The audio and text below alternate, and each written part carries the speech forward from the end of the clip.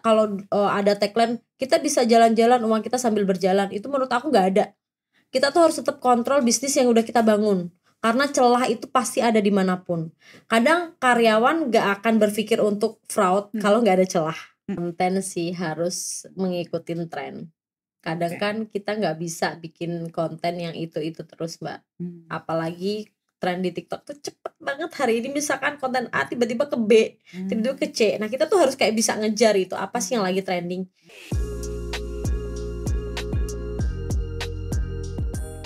Assalamualaikum warahmatullahi wabarakatuh. Selamat datang di The Power of Modest Talk. Saya Hana Farid dan tentunya di setiap edisi kita bakalan dengerin cerita perjalanan modest fashion brand di Indonesia. Dan yang satu ini aku dapat bocoran, katanya di platform TikTok brand ini lagi rising.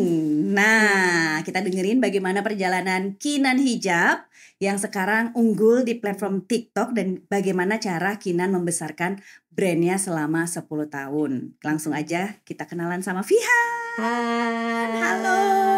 Halo Fihan. Halo, ini pertama kali aku muncul di media loh Mbak. Oh iya? Aku tersanjung. Aku tuh nggak pernah berkonten di depan. Jadi selama aku bangun Kenan, aku tuh selalu di balik layar Mbak. Oke, itu diperbaiki Kenan Hijab. Kenan iya. Jadi ini pertama kali nih aku mau podcast ya sama Mbak Hana. Makasih udah nyempetin ternyata dari Karawang ke Jakarta nih dan mau ceritain perjalanannya. Tadi aja udah curi-curi cerita, ternyata perjalanannya luar biasa naik turun. Betul. Dan kita bakalan mengupas nih bagaimana perjalanan Kenan Hijab yang sekarang punya followers sekian M di TikTok, betul? Jualan di TikTok udah dari awal. Dari awal TikTok ada. Tapi sebenarnya brand Kinan udah 10 tahun. Betul. Jadi awal mulanya gimana tuh? Oke, ini awal bisnis atau awal brandnya aja nih? Awal bisnis. Oke. Awal bisnis tuh sebetulnya kenapa awal bisnis sama awal brand beda? Karena berbeda Mbak. Oke. Kita sempet peralihan brand juga. Oh gitu. Betul. Jadi awal usaha adalah jual hijab. Jual hijab itu awalnya aku kayak jualin hijab dari brand orang nih Mbak, yang aku ambil dari salah satu supplier lah ya. Supplier di Tanah Abang lah ya. Tahu siapa sih yang nggak tahu Tanah Abang? Penjual hijab terbesar ya. Nah itu aku ambil dari sana. Terus dijual. Terus namanya kita waktu itu aku masih milenial banget nih, kayak aduh aku kayaknya nggak bisa nih jualin produk orang terus. Akhirnya lah punya ide, oke lah kita jual produk sendiri. Oke, gitu. Jualan produk di Tanah Abang, dari Tanah Abang itu. Barang dari Tanah Abang. Hampir banyak banget cerita brand owner yang awalnya dari situ. Betul, sama berarti. Nah ini berapa lama perjalanannya? Perjalanan belanja di Tanah Abang itu 2 tahun. Itu jadi pokoknya aku tuh kuliah belum lulus, di pertengahan itu aku akhirnya bikin brand. Iya gitu. Jadi pertengahan bikin brand di tengah-tengah pas kuliah itu gitu. Iya betul. Dan ternyata aslinya juga bukan asli Kerawang ya? Bukan, aku asli dari kota Demak Mbak. Dari Demak. Pindah ke Kerawang buat untuk kuliah. Jadi ya kalau di sini pasti jarang sih yang tahu kota Demak. Kota Demak itu mayoritas penduduknya itu petani ya. Sedangkan aku tuh kayak aku nggak mau deh kalau udah gede. Aku cuman jadi ibu rumah tangga aja. Makanya kayak nekat banget tuh Mbak ke Karawang buat kuliah. Nah di situ karena memang aku bukan orang ada ya, jadi mau nggak mau aku harus cari usaha pendapatan untuk pembiayaan kuliah dan hidupku selama di Karawang. Sebetulnya sih udah kerja, cuman hanya aja biaya kuliah kan bukan biaya yang kecil ya Mbak Hana ya. Di situ aku kayak mikir kayaknya nggak bisa nih uang hasil kerja untuk biaya kuliah dan kehidupan sehari-hari. Nah makanya tumbuhlah itu tuh aku kayak oke, harus jualan, tapi jualan apa nih? Nah akhirnya nanya ketemu di Tanah Abang tuh ada yang supplier hijab terbesar di Indonesia. Padahal waktu itu ya Mbak, aku pertama kali ke Jakarta dan belum pernah ke Jakarta. Naik kereta dong dari Cikampek ke Jakarta, nggak tahu rute, anak kecil baru lulus SMA udah nekat kayak yang oke deh kayak apa ya namanya fighting gitu ya? Banget gitu di kota orang. Oke kalau sama aja, kalau aku mundur berarti aku akan kembali ke kotaku asal. Kalau aku maju ya udah mau gimana, nggak enak ya dijalanin aja gitu. Terus akhirnya ke Tanah Abang Tanah sendiri, Abang naik sendiri. kereta, Betul, angkat ketemulah barang sendiri. angkat barang sendiri, ketemu Iya. supplier ini, Iya, dan ketemu itu. dijualin di mana tuh? Di pasar malam waktu itu, kalau Mbak tahu di Kota Karawang itu setiap hari itu ada pasar pagi, kalau malam ada pasar malam. Oke. Jadi di sela-sela aku kuliah Mbak, itu pagi subuh aku udah bangun jam 5 pagi itu berangkat jualan ke pasar pagi, kemudian pulang ke pasar malam kan jam 6 jam 7 lah. Aku cepet-cepet terus prepare berangkat kerja itu jam 9 sampai jam 5 sore. Jam 5 sore aku berangkat kuliah sampai jam 10 malam. Nah, jam 10 malam kan masih ada sisa waktu Pasar malam. aku jualan. Pokoknya yang ada di otakku itu waktu itu aku harus bisa lulus kuliah dengan biaya yang ada. Oke. Aduh, emang ngelewatin tuh gak mudah banget sih Mbak. Dan itu dijalani selama 2 tahun. Enggak, 3 tahun sama 3 kuliah. tahun selama kuliah. Iya, jadi selama aku muda nih, kan 17 tahun kuliah, aku tuh nggak pernah ngerasain masa nongkrong bareng temen-temen Mbak. Makanya waktu itu kayak aku tuh kurang temen di tempat kuliah tuh. Ya gimana ada temen ya, kita kayak ya udah selesai kuliah langsung dagang, jualan gitu. Kalau beli produknya kapan? Kan paginya kerja. seminggu sekali kalau lagi libur kerja, hari Minggu biasanya. Jadi beli produk Selasa, dulu, Sabtu, terus betul. nyetok di kamar kos lah Iya, ya. betul. Nyetok di kamar kos, dijual lagi tiap hari di pasar malam. Iya. Ambil margin tuh. Masih ingat gak tuh marginnya berapa? Pokoknya waktu itu aku inget tuh satu produknya tuh 5.000. Yang penting 5.000 kan aku kali nih, kalau aku jual 10 otomatis 50. 50.000 di 2014 itu tuh udah cukup banget buat aku makan, bayar kuliah, bayar kosan tuh udah cukup. Jadi pokoknya sehari tuh aku udah harus ada target. Karena kalau nggak segini nanti kuliahku aku bisa di DO. Kayak gitu. Dan kuliah ngambil jurusan manajemen informatika. Pas begitu lulus itu berbarengan sama udah punya tabungan dong. Iya, betul. Terus akhirnya baru bikin usaha Kenan Hijab ini. Iya, jadi awalnya Hansha dulu Mbak. Namanya tuh Hansha dulu. Kenan itu nama yang aku keluarkan setelah aku melahirkan anak. Gitu yang pertama, anak pertama. Jadi tadi 2014, terus 3 tahun 2017 bikin betul. Hansa. Iya, betul. Terus Hansa itu ada baju atau kerudung juga? Hanya kerudung aja. Kerudung yang pertama kali kita bikin brand, coba-coba. Namanya orang baru bikin brand ya Mbak, kita nggak tahu harus bikin seperti apa, value-nya bagaimana, kita nggak ngerti. Akhirnya setelah kita lihat selama 3 tahun, Hansha ini kok stuck ya, nggak ada perubahan. Nah di situ aku sendiri mulai tuh ikut seminar, ikut workshop, bagaimana belajar soal value brand, membangun brand. Disitulah akhirnya aku ganti nama Kenan karena Hansha ini tuh udah terkenal di kotaku Mbak dengan produk murah. Murah tuh gimana ya? Murah aja, nggak ada value produk. Setelah aku belajar, ternyata memang ada banyak hal yang perlu diperbaiki dari brand yang udah aku bangun. Gantilah aku namanya brand Kenan. Kenan di tahun 2020 awal, 2019 ke 2020. Jadi momen apa tuh yang bikin kayaknya Hansa nggak bisa bertahan nih, aku harus bikin brand baru gitu. Selain karena ternyata Hansa cuman menang menang murah aja, betul. Jadi nggak ada brandingnya ya, nggak ada value brandnya gitu. Apalagi tuh yang dipelajari dari membesarkan Hansa sampai akhirnya aku bikin brand baru. Jadi waktu itu tuh Hansha kan udah punya offline store nih Mbak. Udah punya offline store? Iya, kita ada offline store kedua, kemudian kita mau bikin yang ketiga. Nah, ketiga dari jualan jilbab semua? Jilbab semua. Offline store-nya di? Karawang. Di Karawang. Jadi di Karawang itu kita udah punya 5 offline store Mbak Hana. Wah, dari jualan yang tadinya jilbab itu dari Tanah Abang. Betul. Bisa bikin 3 toko. Betul. Wow. Betul. Luar biasa. Berarti banyak banget yang kejual. Iya, di kotaku tuh Hansha tuh udah banyak yang tahu kayak gitu. Nah, akhirnya waktu itu tuh offline ketiga kita lah kita dengan PD-nya. Kalau aku kan di Cikampek Mbak, Cikampek itu salah satu kecamatan di Karawang. Nah akhirnya dengan PD-nya aku nih, udahlah kita buka di Karawang Kota, namanya Galuh Mas. Kalau Karawang Kota tuh pusatnya di Galuh Mas.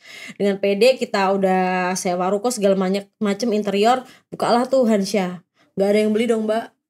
Dan setiap ada yang datang, itu tuh kayak, ini mah produk apaan sih, murah kayak gini, gak mau pakai. Ternyata aku baru paham produk itu harus menyesuaikan target market lokasi. Oke. Nah, kalau orang kota itu nggak mau pakai produk murah, ya kan Mbak? Jarang, mau tapi jarang. Mereka lebih pede kalau pakai brand yang udah Ada dikenal banyak. value-nya lah Iya, ada ya. value-nya. Terasosiasi sama bentuk-bentuk tertentu. Iya, betul. Dari situlah kayaknya, wah ini gimana ya, mau ditutup, kita udah investasi lumayan besar kan Mbak. Udah sewa ruko segala macam kan, investasinya besar. Dan itu nggak ada pinjaman, nggak ada bantuan apapun, itu Enggak. beneran berdiri sendiri. Iya, aku sampai sekarang memang nggak mau pinjam. Ya, jadi pokoknya harus bisa jalan dengan uang yang kita punya gitu.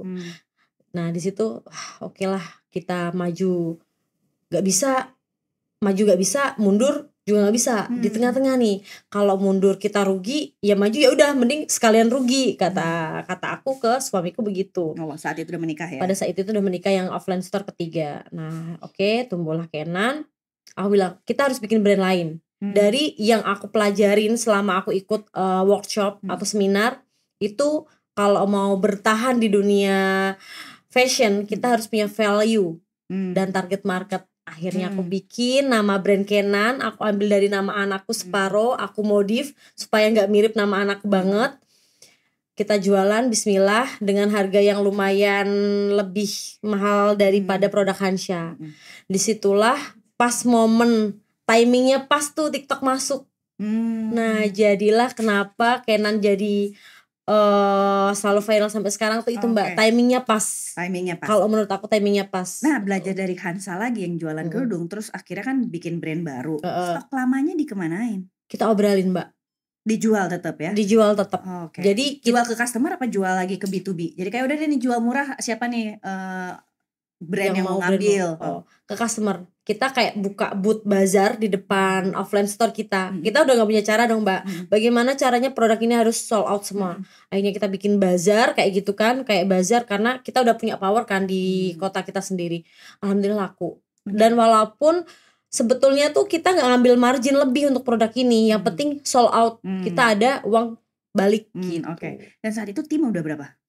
Waktu itu berarti 13-an orang. Untuk 3 toko 13 orang? Iya. Kecil dong? Iya. Itu berarti semua stok gudang ditaruh di toko semua? Iya, waktu itu kita belum punya official vendor yang jahit keluar semua atau udah punya penjahit sendiri? Keluar semua. Iya. Keluar semua. Sangat efektif dan efisien 13 itu. Betul. Dan itu belum main sosmed? Belum. Tapi minusnya sih buat para brand owner, kalau bisa jangan kayak aku. Kenapa Mbak? Karena sampai ada fraud karyawan juga. Nah barang yang kita stok di toko kan kita nggak pantau nih, keluar masuknya kita nggak atur nih. Nah itu jadi lebih baik brand owner kasih masukan aja. Kalau mau bikin offline store harus punya warehouse dulu. Biar di situ ada sistemnya gitu untuk keluar masuk barang. Salah satu pembelajaran terbesar lagi adalah fraud ya. Iya betul. Jadi ada apa nih? Jadi pas lagi stok opnam gitu, kok ternyata barangnya selisihnya banyak gitu. Iya, itu sampai 1,5 miliar Mbak hilang. Selama 2 tahun.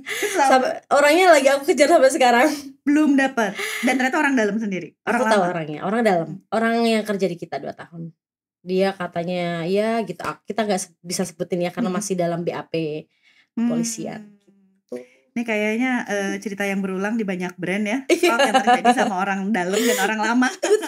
Betul. Orang yang kita percaya biasanya. Makanya itu memang ya kepercayaan tuh ya gitulah. Jadi ternyata berarti sistem gudang itu penting ya. Penting sekali. Pendataan sistem gudang iya, penting. inventory itu sangat penting. Inventory penting. Abis setelah belajar dari situ, apakah mulai ada partnership sama gudang apa sih namanya biasanya? Vendor gudang?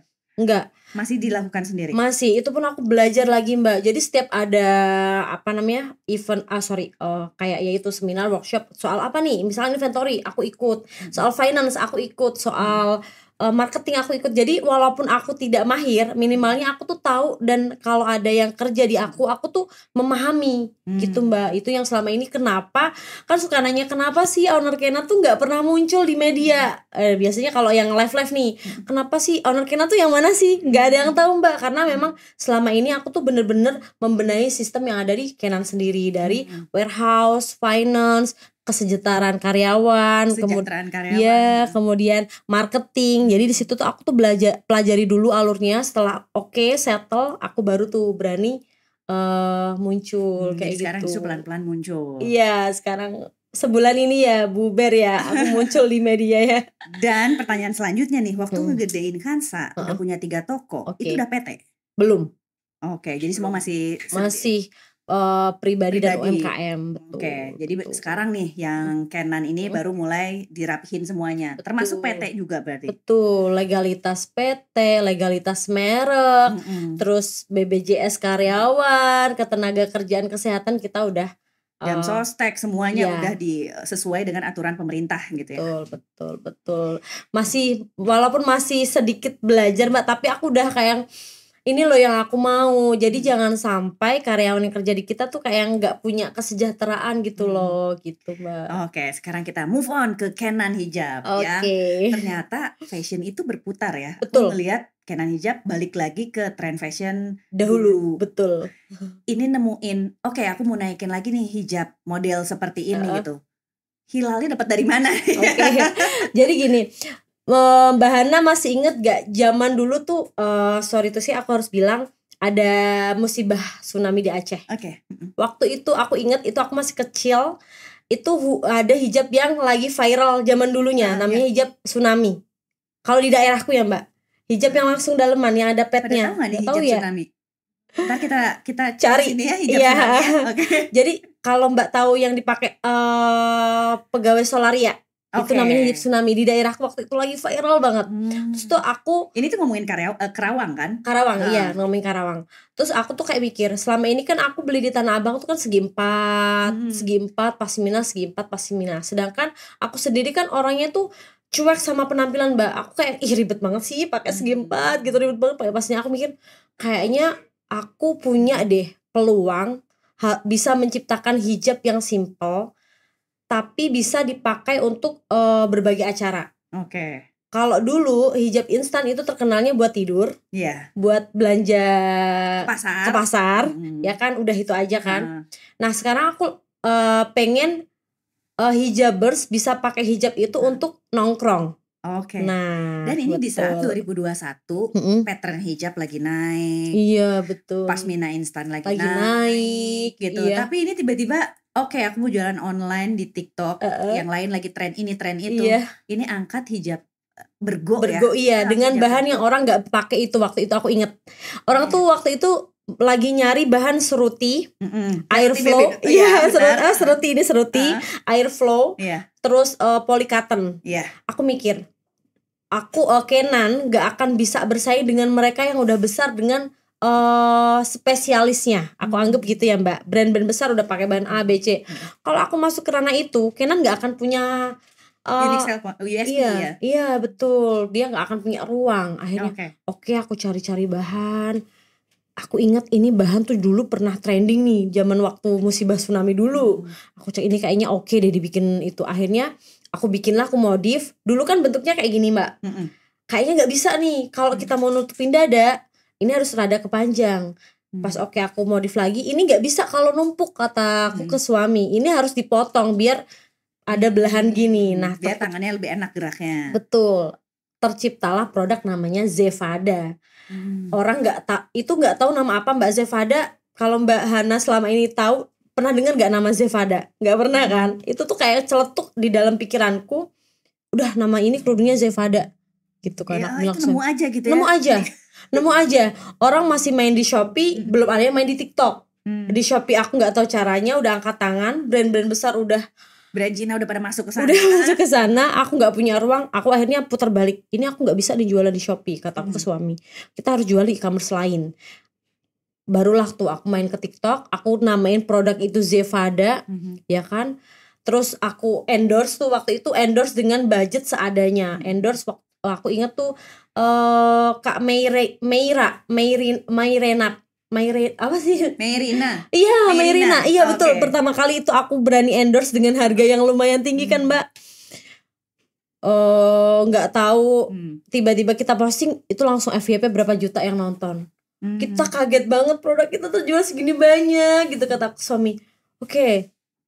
Dan itu si hijab bergo yang udah dimodif zebra itu yang jadi pendek dan jadi panjang tadi. Iya, betul. Oke, jadi setelah endorse itu FWP lah di TikTok. Betul. Berbanding lurus sama penjualan. Kita menghadapi masalah baru itu, Mbak. Oke. Penjualan banyak, kita nggak punya kain. Sedangkan waktu itu TikTok kan uang cair kan ada jeda dong. Nah itu kita bingung nih mau gimana nih. Oke, uang belum diterima. Orderan udah masuk gitu kan. Akhirnya kita, kalau nggak salah aku ingat kita jual mobil waktu itu. Kita jual mobil pertama kali kita punya, kita jual. Oke, nggak apa-apa kata aku, kita namanya buat usaha kan, hilang datang itu sudah pasti. Kita jual, kita akhirnya berani beliin, pertama kali kita PO ke pabrik. Nah di situ baru 20 warna tuh Mbak, aku baru berani PO. Udah gitu ternyata makin banyak banget nih peminatnya makin tinggi. Aku mikir lagi dong, ini kalau misalkan 20 warna, orderan tiap hari masuk. Di Indonesia kan ada berapa juta orang. Kayaknya semua orang Indonesia udah punya warna kita deh. Aku udah bilang gitu kan. Gak bisa nih 20, udah beli lagi biar orang tuh pada punya warna banyak. Kan aku lihat nih penduduk wanita Indonesia itu ada berapa. Aku tuh sampai kayak gitu Mbak, ngelihat ngeriset gitu kan. Nah disitulah baru tuh kita pakai uang yang kita punya untuk PO lagi warna-warna baru. Dan sekarang produk best selling kita tuh udah 100 warna. Wow, 100 warna dalam waktu berarti 2021 sekarang 2024, 3 tahun. 3 tahun.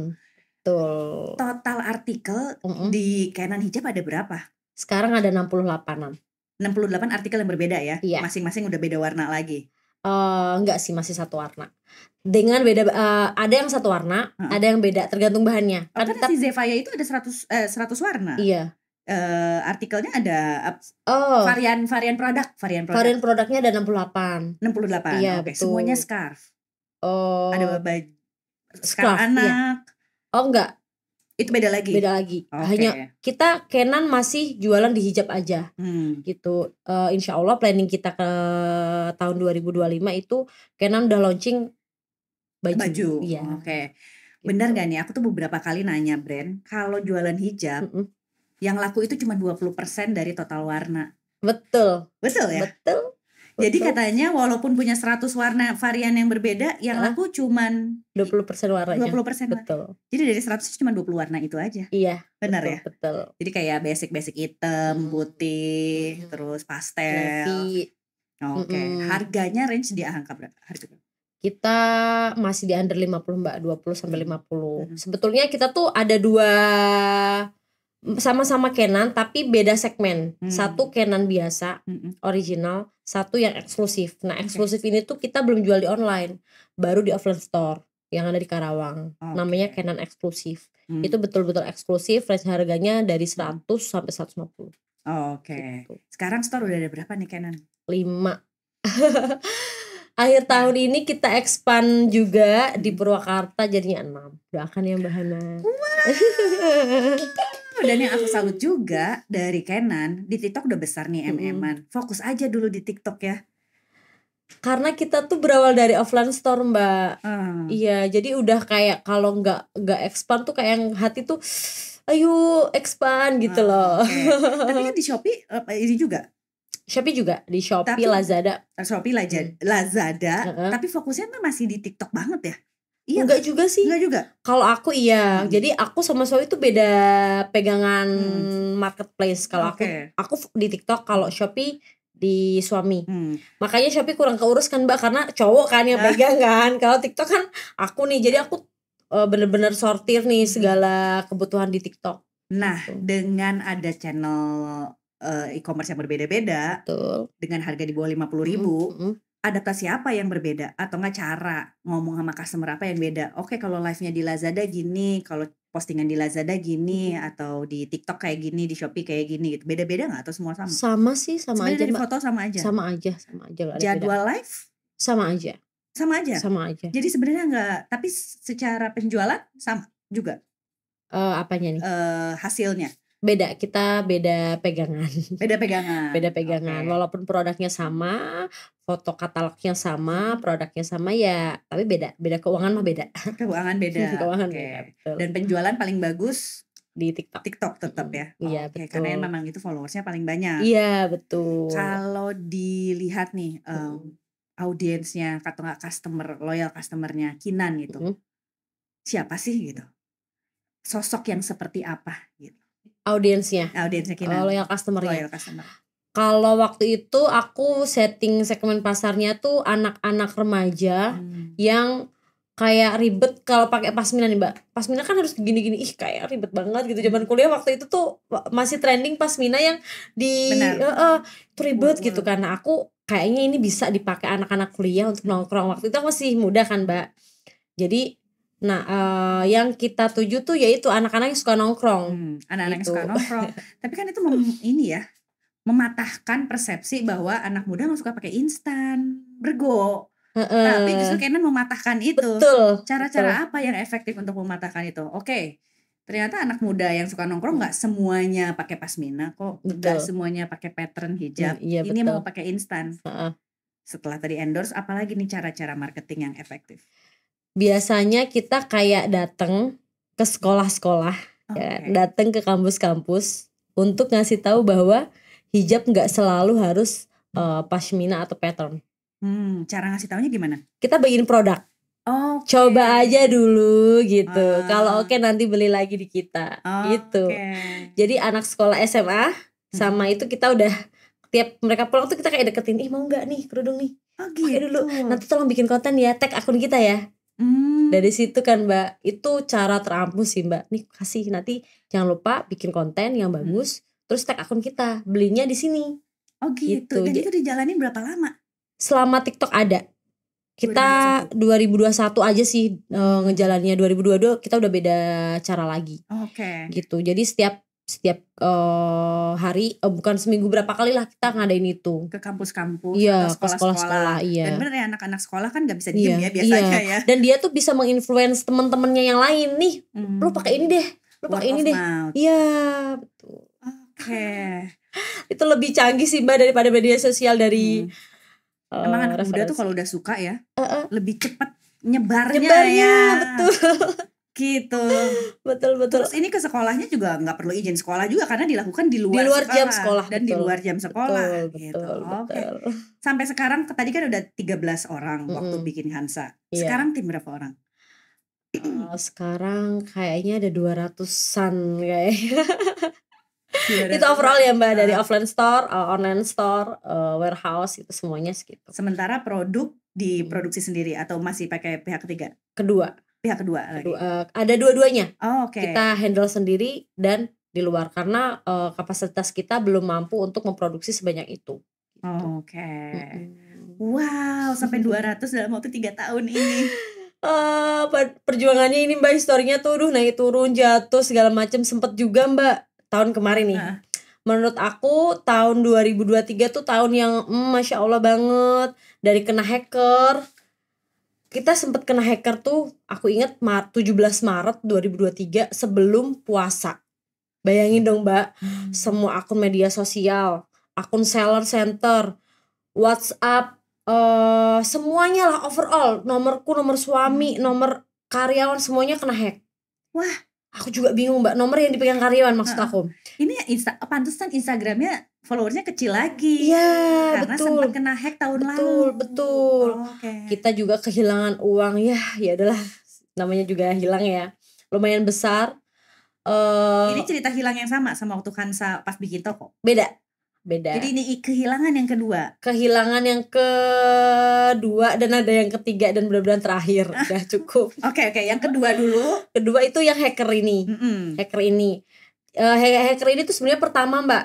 Oke. Nah, ketemu hacker, kena hacker, Instagram official kita kan ada 5 Instagram hilang, kita cuma bisa menyelamatkan 1 akun official Canon.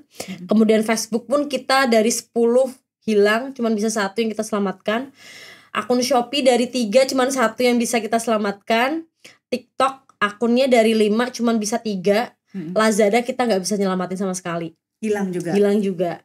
Terus kita kan ada nomor customer, jadi ada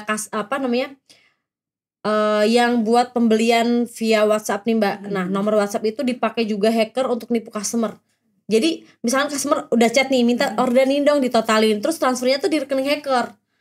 Oh gitu. Iya, jadi complicated banget tuh Mbak waktu itu. Ya ampun. Terus gitu kan berarti kan. mesti ngebalikin uang dong ke customer. Iya. Itu dibalikin semua atau dikasih Ada tahu? yang enggak, ada yang waktu pertama pas kena kejadian hari pertama tuh enggak. Sorry kita ganti. Tapi pas udah 3 hari kesana enggak, karena kan kita udah kasih informasi ke semuanya di media sosial, kita udah tahu kalau nomor kita udah kena hacker kayak gitu. Gitu. Oke. Ketahuannya gimana sampai ternyata kena hack, gak bisa online, terus udah gitu udah ada transaksi, terus transfernya jadinya Kita nggak bisa akses semuanya. Kita kan sempet vakum nggak live selama seminggu. Kita nggak packing juga selama seminggu waktu itu. Dan selama 7 hari itu ternyata hackernya udah ngebajak segitu banyaknya. Jadi setiap transaksi masuknya ke sana. Iya, kalau untuk yang transaksi manual maksudnya ke rekening hacker. Kalau yang di seller center dia tuh ganti nomor rekening gitu loh Mbak. Kok bisa? Terus gak bisa ngomong sama e-commerce-nya? Iya, itu juga e-commerce-nya juga jadi ditarik e-commerce, nanti tarik lagi sama hacker kayak gitu. Aku juga nggak tahu Mbak, aku kan bukan IT ya. Jadi aduh ya ampun pusing banget. Akhirnya setelah itu aku baru tahu nih fungsinya ya. Handphone pribadi sama handphone marketing dan payment harus terpisah. Bener. Waktu itu kesalahanku tuh 1 handphone di situ. Semua akun media sosial Canon ada di situ, payment buat transfer ada di situ, m-banking semuanya di situ. Jadi ketika kita kayak dapat malware, semua handphone itu di cloning otomatis jadi handphone hacker. Itu pembelajaran yang belum pernah aku dapetin di seminar apapun atau di tempat kuliah manapun. Ini juga baru pembelajaran baru aku dengar sekarang. Serius. Jadi harus dipisah handphone pribadi dan handphone operasional kantor. Kalau ada beberapa account juga harus dipisah. Dan kalau bisa nomor telepon itu yang terhubung di akun sosial media atau akun jualan tuh jangan ada WhatsApp. Kenapa? Itu ada alasannya. Dan aku pelajarin itu Mbak waktu itu. Jadi ketika kita kena hack di WhatsApp, otomatis kan WhatsApp kita untuk verifikasi kita login ke akun media kan. Nah, WhatsApp dan provider tuh berbeda. Kalau kita minta provider untuk nutup WhatsApp tuh nggak bisa, karena WhatsApp kan bukan punya Indo punya luar. Bingung itu Mbak. Aduh emang ya begitu namanya bisnis ya. Namanya bisnis harus siap rugi ya. Nggak selesai di situ Mbak. Kita udah balik akun, udah dapet. Nggak lama ada konten viral soal offline store kita. Kita dihujat seluruh Indonesia. Dihujatnya yang mana kontennya adalah? Jadi offline store itu ada yang beli nih, customer beli ke offline store. Nah waktu itu karyawan tuh lagi makan ceritanya, makan seblak. Mungkin ya salah kita juga, kenapa ada customer gak kita sapa gitu kan. Nah customer itu merasa dicuekin karena karyawan kita lagi makan seblak. Dibikinlah video itu, yang nonton berapa juta Mbak, langsung kita dihujat seluruh Indonesia dong Mbak. Masuk ke live dihujat, dasar orang jualan kerudung rasanya seblak. Terus apalagi, tuh jangan jualan kerudung, jualan seblak aja. Terus ada yang gini lagi, saya suku ini, saya bisa membunuh tanpa menyentuh. Macem-macem Mbak komen netizen. Iya, ya Allah, aku sampai yang hostku tuh sampai gak mau nge-live loh. Kayak terus itu yang lagi makan seblak diapain? Aku penasaran, gara-gara dia dimakan seblak. Iya. Terus dikeluarin gak? Enggak, akhirnya kita kumpulin semua semua karyawan. Kita kayak oke, kita habis kena hack, terus kena ini kayak yang jadi aku kalau ada masalah tuh aku kayak gak enak ngomong, tapi realita yang terjadi di Canon gini. Kalau aku lagi ada masalah di Canon, aku tuh selalu ngundang anak-anak, aku panggilnya anak-anakku ya Mbak, anak-anak yatim. Aku undang di situ, kayak aku tuh minta doa, tolong dong gitu, doain Canon. Ini kalau bisa aku pertahanin ya aku pertahanin, kalau misalkan enggak ya aku tetap berusaha supaya jangan sampai ada yang di PHK. Waktu itu aku mikirnya gitu. Karena emang gimana ya, netizen tuh Mbak kalau udah ngomong tuh dicampur Sadis ya? kompetitor juga. Aduh sadis banget. Jadi ya udah, terus kita coba mulai jelaskan, kita minta maaf, kita datengin nih si yang bikin kontennya, aku minta maaf banget. Ini di luar dari kendaliku, ke depan kita akan perbaiki di Canon segala macam. Terus akhirnya kita bikin video, kita udah Baikan lah ya baikan namanya, udah gitu. Di minta situ maaf. udah mulai redam tuh. Oke, yang makan Netizen. sebelah ikut di bawah kan? Iya. Iya. Tetap yang makan sebelah ikut minta Iya, maaf kan iya, gitu. heeh. Tapi berbesar hati sekali ya, maksudnya dengan kita kumpulin minta doa ya anak-anak yatim, terus udah gitu Betul. minta maaf. Jadi Betul. kayak ke atas dan ke samping, samping juga betul, minta heeh. maaf. Terus ya secara PR rilisnya juga kayak di videoin biar semua Betul. orang tahu beritikat baik Iya, ya. betul. Terus itu redam tuh. redam. Berapa lama tuh kurun waktu? Itu 13 Maret kalau nggak salah sampai awal April aku inget. Terus puasa kan Mbak. Itu yang ya Allah itu. Nah pas April udah selesai, udah kita mulai tata ulang lagi jualan, kayak akun media sosial yang udah berantakan, udah kita tata itu berantakan. Terus kita plot-plotin lagi sesuai dari nomor CS, nomor komplain customer segala macam. Kita udah oke. Nah udah mulai redam. Muncullah tuh pengaduan satu customer yang bilang bahwa, Mbak, aku udah transfer kok barangku nggak dikirim-kirim. Nah akhirnya aku cek transfernya ke rekening karyawanku. Setelah aku bedah 1,5 miliar hilang selama 2 tahun. Kayak ya Allah, ini dosaku apa ya? Maksudnya ini dalam 1 tahun ini bener-bener yang gitu. Wah, jadi itu dalam 1 tahun hilang akun aku. Iya. Dimarahin netizen.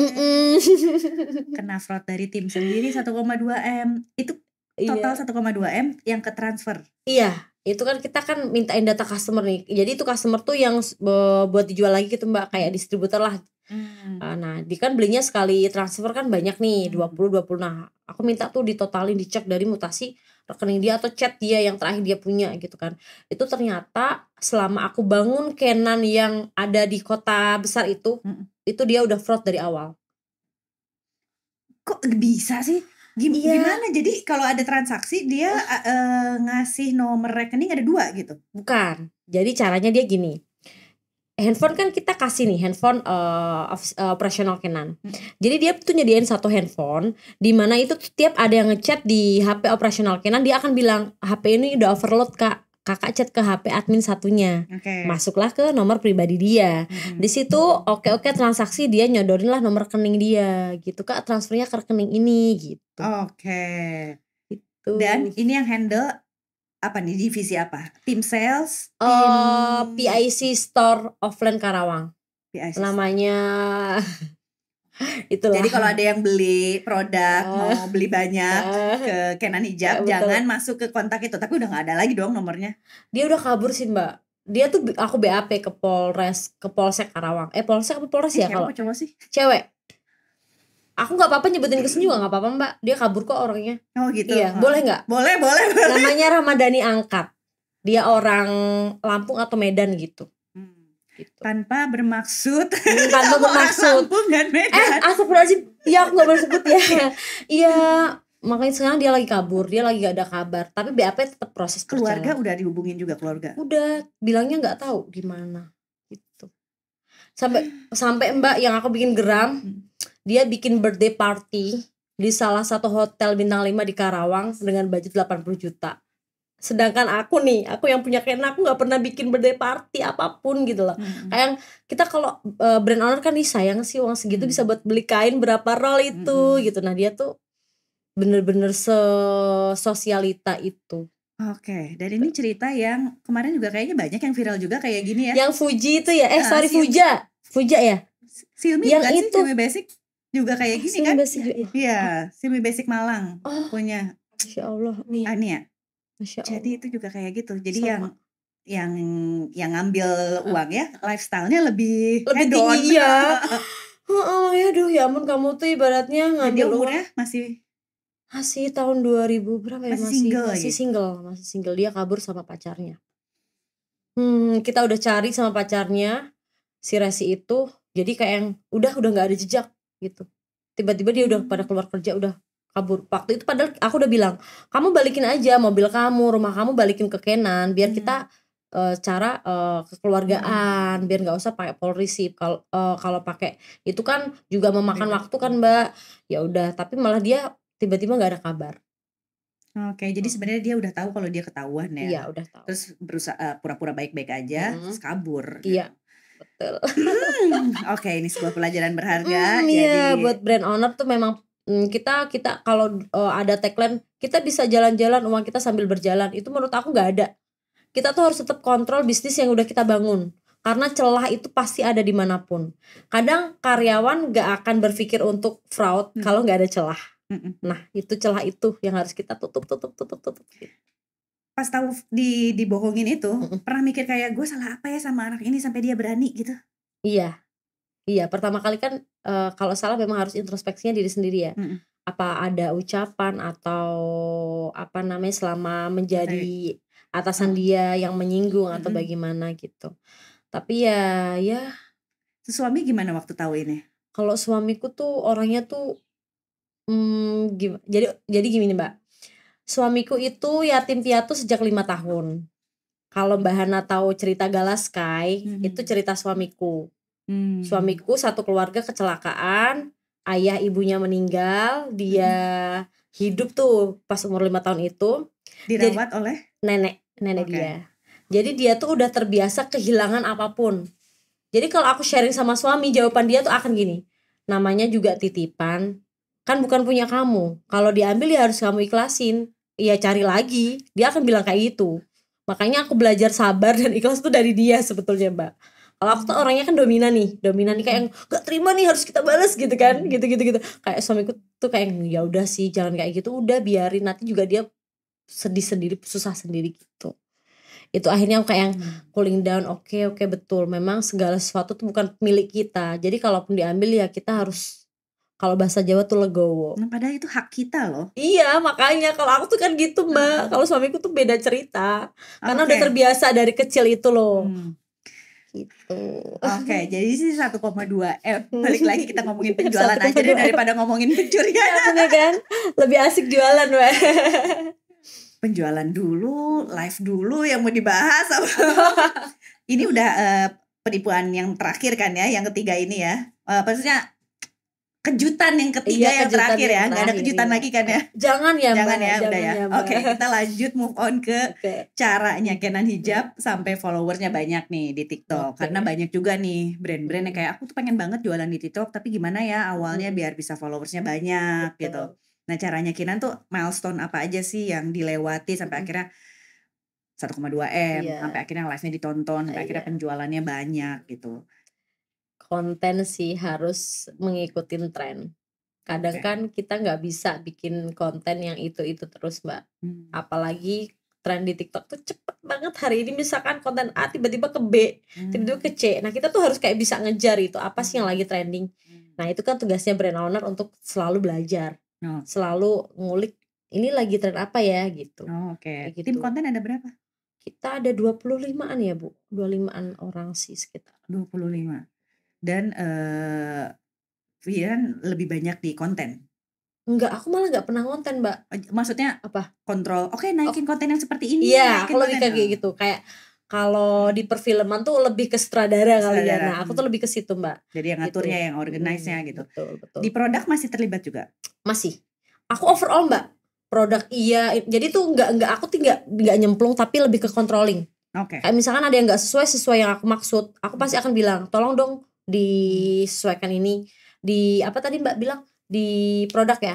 Iya, produk dari penentuan model, terus sampul yang dibikin, kata kunci untuk judul, deskripsi itu aku yang ngarahin. Jadi kayak beli kain, konveksi, orderin, udah gitu kontrol financing juga. Iya, kontrol ya Mbak, enggak yang aku belanja enggak, kontrol. Tapi semuanya dalam kontrolnya Vinan ya. Iya, betul. Oke. Terus ya balik lagi ke milestone buat bisa sukses berjualan di TikTok, bikin konten, Konten. Biasanya Rajin nge-live. Terus Terus ciptakan produk yang memang lagi diminati masyarakat. Tapi tidak misalkan saat ini yang disukain customer penghijab tuh hijab instan misalkan. Kita modif, jangan sampai kita sama plek karena itu udah pasarnya dia. Gitu. Harus bisa ATM kan ya bahasanya tuh Mbak. Iya. Menyesuaikan tren tapi bikin dengan ciri khasnya Iya, masing-masing. ciri khas. Bahan kita yang kita selalu pakai itu apa? Kalau di kita kan jersey ya. Nah, kita ya modelnya pakai bahan itu. Gitu. Dari sisi teknisnya nih, misalnya fotonya harus seperti apa, orang lokal apa orang luar, yang paling depan apaan gitu. Terus caption. Nah, itu kayak itu apa aja tipsnya? Tipsnya kalau tergantung brand. Kadang setiap brand beda-beda. Kalau brand kita kan target marketnya umur segini ya. Jadi harus yang baby face. Ya, yang harus yang cute, yang imut, menyesuaikan dengan produk yang kita jual. Kayak gitu. Cute. Terus benar gak sih kayak yang paling depan itu harus video instead of foto? Terus katanya fotonya harus yang banyak deskripsi. Yang apa tuh? Untuk paling depan? Foto untuk sampul depan. Foto sampul depan. Enggak juga, kita juga enggak ada yang sampai banyak tulisan, enggak. Kita hanya foto biasa kasih logo udah. Jadi itu yang works buat Kenan, foto biasa yang paling cantik, yang paling depan. Iya, betul. Gitu. Dengan Kenan jual produk yang kerudung lagi, reseller banyak. Kita langsung ke end user. Jadi kebayang stroke-nya banyak banget. Kayaknya harus main deh. Kayak nanti kita gimana kalau kita undang Modestock untuk visit dan podcast di sana. Ayo visit kantornya ya. Langsung ke Karawang nih. Iya, langsung di Karawang. Jadi itu tiap hari visit ada berapa banyak? Ribuan, puluh ribu. Dan on average, satu customer belanja berapa kerudung? 1 sampai 3, rata-rata 3. Tapi 1 juga banyak. 1 juga banyak, iya. Berarti satu orang. Dan kita tuh Mbak packnya udah 24 jam. Berapa shift tuh? 2 shift. 12 jam? Enggak, 8. Jadi kayak ada jeda di jam antara mereka pulang sama ada yang berangkat shift 2. Gitu. 2 shift, 8 jam gitu. Jadi packing tiap hari ada? Tiap hari ada. Tim konten? Ada. Live berapa hari? 24 jam. Jadi mau ada tanggal merah, tanggal kuning, tanggal hijau, kita tetap nge-live. Tanggal merah, kuning, hijau tetap live. Dan yang nge-live 1 orang berapa jam? 4 jam. 1 orang 4 jam. 1 kali nge-live. Udah langsung mikir gitu. 1 orang 4 jam, 1 orang apa 2 orang? 1, tergantung. Ada yang 1, ada 2. Kita ada jam-jamnya. Tapi tergantung penyesuaian. Misalkan kita tuh kayak lihat by data gitu loh. Based on data yang kemarin.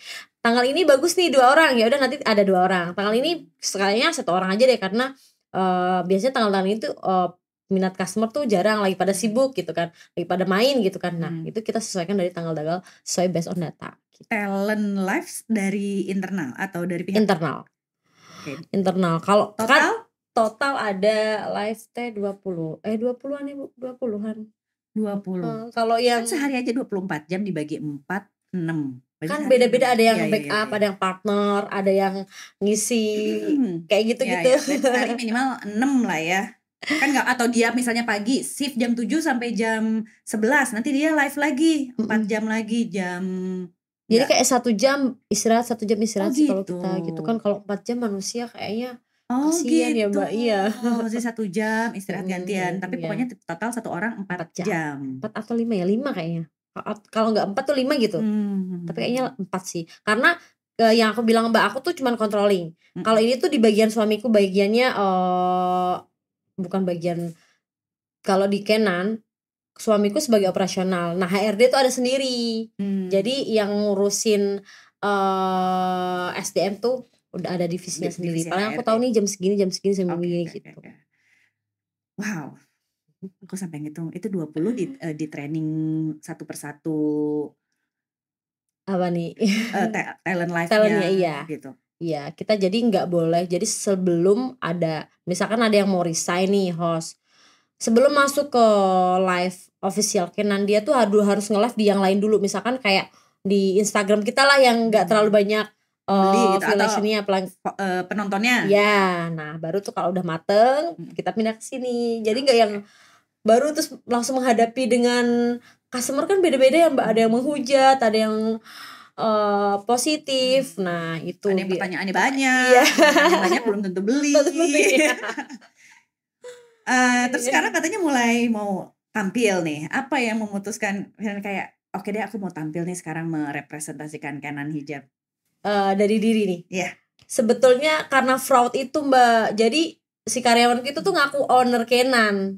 Oke. Nah kan gak ada yang tahu nih owner Kenan siapa. Dia mengaku owner Kenan sehingga customerku percaya untuk transfer ke dia. Mana dia lavish gitu kan Iya. ya gaya hidupnya kayaknya. Apa yang namanya mencrang apa sih kalau yang banyak, pokoknya bling bling branded banget branded, dia tuh. okay. Jadi di situ akhirnya aku memutuskan oke, kalau kamu nggak tampil, orang nggak akan tahu kamu dan bisa jadi disalahgunakan oleh oknum-oknum yang jahat gitu. Disitulah aku mulai tuh Mbak perbaiki. Aku tuh kan orangnya cuek banget nih Mbak, yang aku bilang kenapa Zevada aku ciptakan, karena aku orangnya cuek sama penampilan, pengennya slep gitu. Nah akhirnya aku mulai tuh pelan-pelan aku harus benahin mana dulu ya, ini dulu. Jadi baru tuh aku berani muncul bulan sekarang. Ya, berarti ini juga lumayan ini ya, berbeda dari sehari-hari ya. Iya.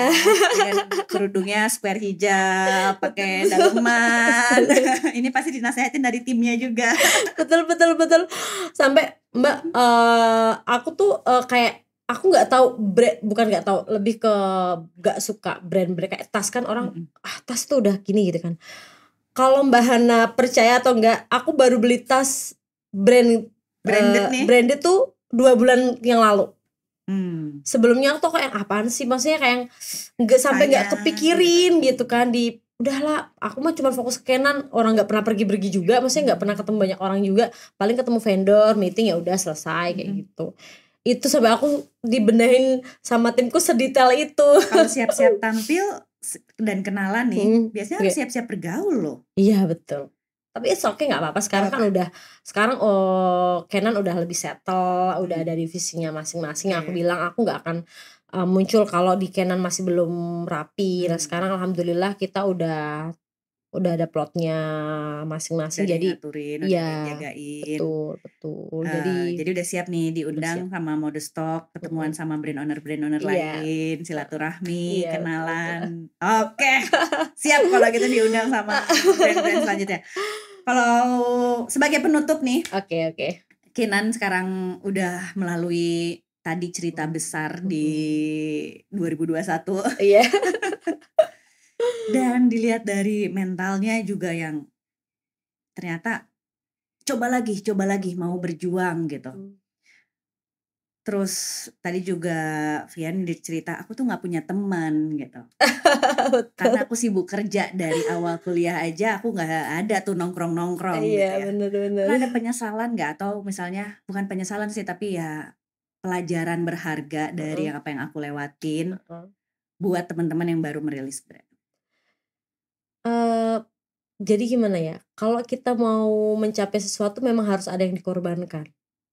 Ya kan Mbak, nggak mungkin hidup langsung pengen tiba-tiba kaya raya misalkan tanpa ada effort, tuh nggak ada.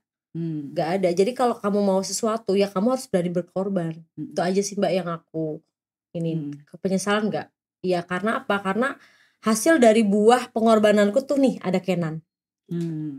Dan sekarang anak-anak udah bisa nyaman, iya, betul, sekolah, terus udah gitu udah lebih terjamin juga, dan betul. gak perlu melalui segala yang sulit-sulit dari mama papanya dulu laluin. Iya, betul banget. Oke, thank you Mbak Mian.